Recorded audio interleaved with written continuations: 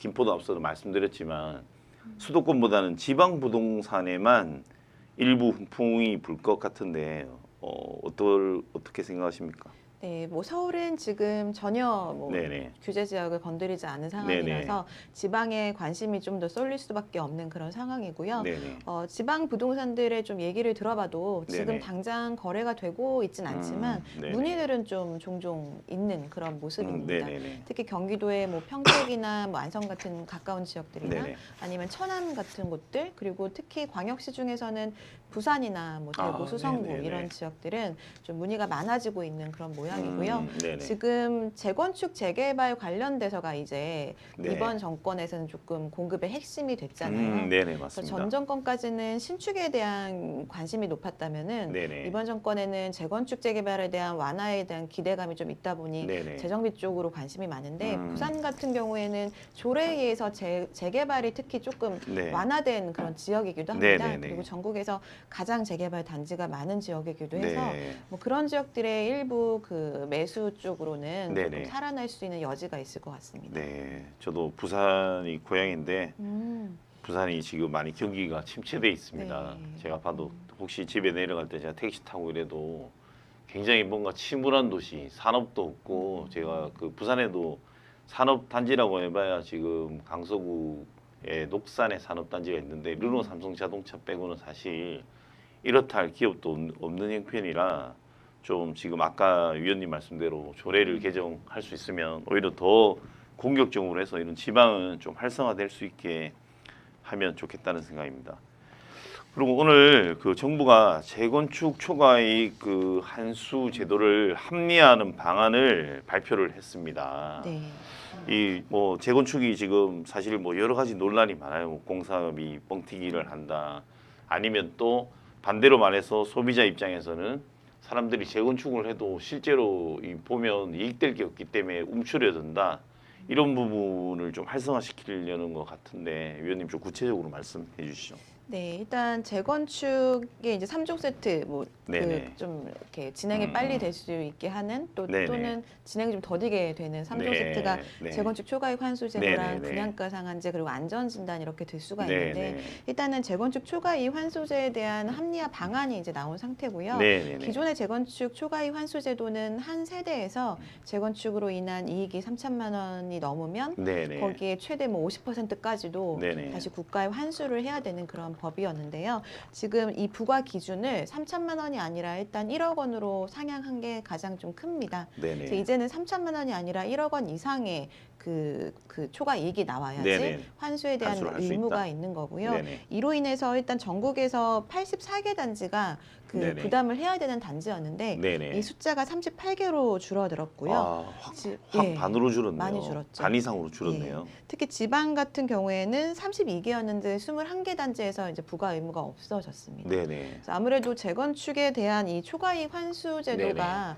예전에 노무현 정권 때 생긴 네네. 법안인데요. 네네네. 놀랍게도 그 이 부과를 아예 한 단지는 지금까지 네. 한 곳도 없을 정도로 여기에 네. 대한 거부감이 조합원들이 굉장히 큽니다. 네네네. 이게 뭐 정권에 따라서 아예 폐지가 되는 적도 있었기 때문에 네네네. 굳이 이거를 이제 다시 토해내면서까지 사업을 진행하기보다는 조금 네. 기다리는 걸 선택하는 조합원들이 많았었는데 네네네. 어쨌든 과거에 3천만 원이라는 기준에서 1억 원으로 네네. 좀 상향시킨 거는 네. 말 그대로 합리화, 현실에 맞게 네네네. 합리적으로 한 것 같고요. 네. 그리고 1주택자들이 오래 거주한 집에 대해서는 장기 보유 특별 그 공제를 굉장히 많이 감면해주는 부분을 많이 했습니다. 네네. 그래서 뭐 6년 이상 보유했을 때는 부담금을 10% 감면해서 10년 이상 보유했을 때는 50%까지 감면을 해주는 뭐 그런 조건들이 생겨서요. 이제 오랫동안 거주를 한 사람들한테는 네네. 이런 부담을 좀 안 네네네. 주는 방향 쪽으로 간 것도 뭐 합리화시킨 뭐 잘한 결정이라고 좀 네네. 보여지고요. 네. 그래서 지금 이걸로 인해서 동의를 안 했던 조합원들은 조금 이제 동의를 하는 네네네. 동의율이 높아질 수는 있긴 한데 사실 지금은 재건축 초과이익 환수 제도도 중요하긴 하지만 네네. 사실 공사비 뭐 전쟁으로 인한 공사비 증가나 네네네. 또 금리 인상으로 인한 이자 비용 부담 이런 맞습니다. 것들도 굉장히 좀 많은 안 좋은 영향을 끼치고 네네네. 있기 때문에 당장에 이걸로 인해서 뭐 급진적으로 사업이 네네. 빨리 진행되기에는 조금 어려운 시기가 아닐까 그런 생각입니다. 맞습니다. 안 그래도 네. 지금 사실 뭐 등촌동도 그렇고 분쟁 중인 것들이 보니까 앞서는 그냥 그 차액에 대한 것만 논란이 됐는데 지금은 이 시공사나 이 건설사들이 그 공사 기간 딜레이 되는 그 연기되는 것 때문에 이자 비용까지 어마어마하다는 뉴스들이 막 나오더라고요. 해서 좀 이런 부분들도 지금 나는 오늘 이 대책을 들어보니 말 그대로 이제 이렇게 합리화시키는 건 너무 잘하시는 일 같고, 근데 한편으로는 저는 3천을 1억으로 이렇게 했는데 집을 이렇게 수억을 들여서 사실은 새 집을 만들다 보면 최근에 아파트를 분양해서 뭐 제가 아까도 말씀드렸지만 상대적으로 수도권에서는 인천, 김포 이런 게 지금 집값이 좀 싼 편에 들어간다고 생각합니다. 근데 이런 데도 피가 1억 이상이 붙는데 1억도 조금 늘리는 게 나는 어떨까. 야, 이것도 물론 잘한 일인데 제가 그렇다고 뭐 이익을 다 뭐 가져가라 이런 건 아니지만 너무 과도한 것만 이렇게 뺏을 생각을 하면 이것도 한 1억 5천 정도로 올리면 좋겠다. 이런 생각이 듭니다. 오늘 뭐 대책을 발표했는데 갑자기 제가 이렇게 한다기보다는 현실적으로는 웬만한 집들이 재건축하면 1억 이상 피가 붙잖아요. 좀 그런 거는 개인적으로 아쉽다는 생각이 드는데 위원님 어떠세요? 그 분양권에 이제 필요에 네네. 붙는 거랑은 네. 조금 다른 조금 다르죠. 문제이긴 하잖아요. 금액에 대한 거는 일단 약간 중간 단계로 좀 합리화시킨 정도일 것 같고요. 사실 네네.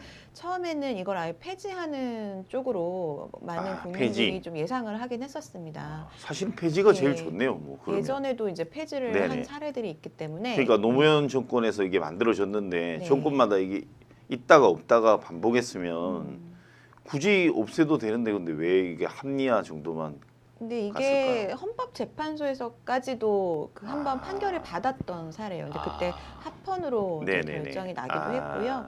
지금 이제 국토부 장관의 발언도 이걸 아예 폐지하는 건 옳지 않다라고 발언을 한 바가 있어서 네네네. 사실 폐지하기는 좀 어려워 좀 보이긴 부담스럽네요. 하고요. 네. 네.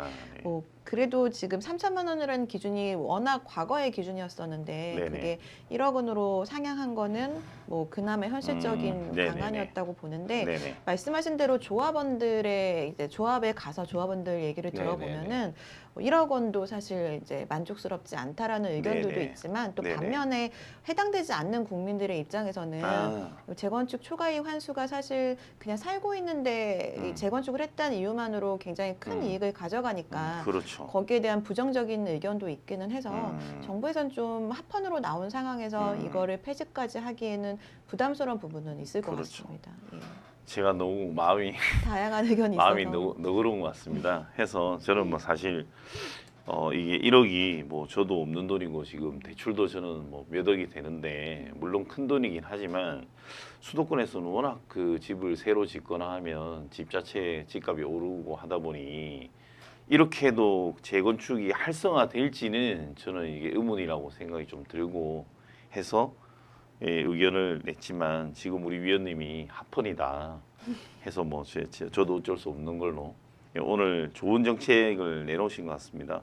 근데 어쨌든 저는 지금 원희룡 장관이 잘하고 있다는 생각이 드는 게 뭐 예전에는 사실은 뭐 예를 들어서 날짜를 정해서 뭐 무슨 대책이라고 했지만 뚜껑 열어보면 뭔가 자꾸 집값이 오르고 뭔가 불안하고 잘 안 되는 정책을 냈다면 지금은 이제 뭐 여소야대 국면에서 할 수 있는 것들을 조금씩 해나가는 모습이 어쨌든 노력하는 것 같아서 저는 뭐 박수를 보내고 싶습니다.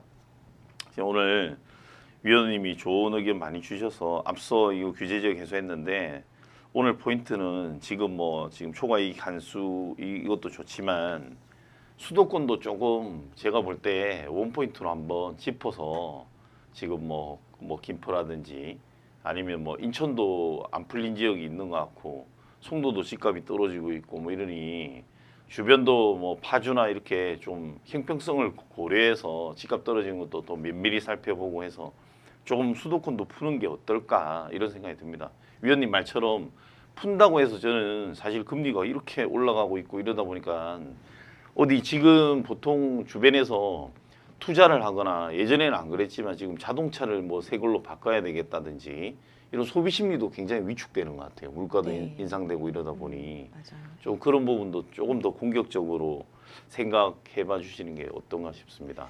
이번 4분기가 굉장히 어려울 겁니다. 네네. 이번 이 글로벌적으로 다 같이 가고 있는 상황이고 네네네. 뭐 미국이나 유럽 이런 쪽 얘기를 들어봐도 네네. 전부 물가가 우리나라보다 더 심하게 올라가고 네네. 있고 또 집값이 하락하는 이런 부분들이 이번 네네. 4분기가 가장 좀 안 좋은 시기일 것 같아서 너무 일일비하지 마시고 조금 네네. 장기적인 마인드로 좀 참아야 되는 그런 시기인 것 같습니다. 네.